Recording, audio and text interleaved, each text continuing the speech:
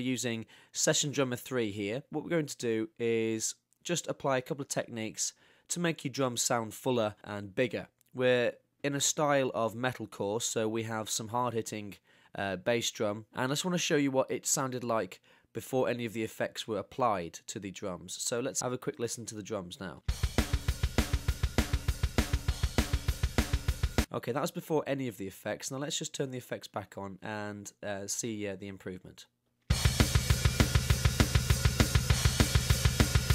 Okay, so obviously as you can hear, they're fuller. So if we actually go into Session Drummer itself, if we go into the mixer side of the Session Drummer, it's something that you could experiment with in other styles as well.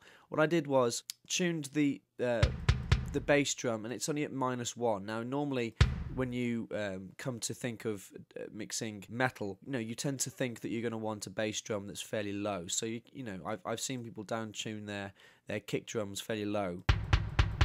It can get lost in some of the other sounds that are going on, and if it's too low it can get lost in with the bass that's happening. Actually up-tuning your kick drum can actually give it some distinction and allow it to cut through the rest of the mix and allow you to have that nice clicky kick drum that we often hear in metalcore.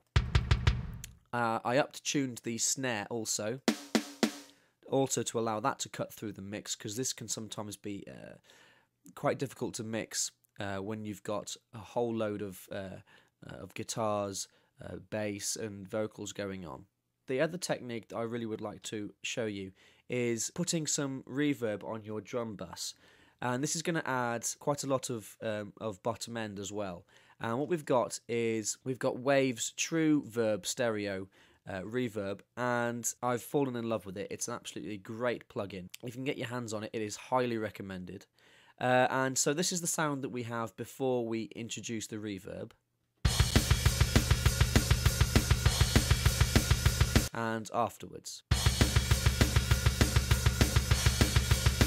And let me switch that on and off.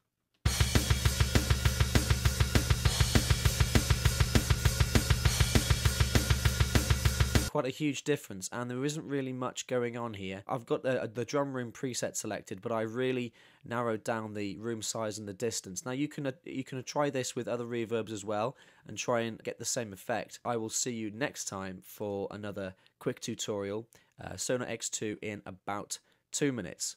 See you again. Bye bye.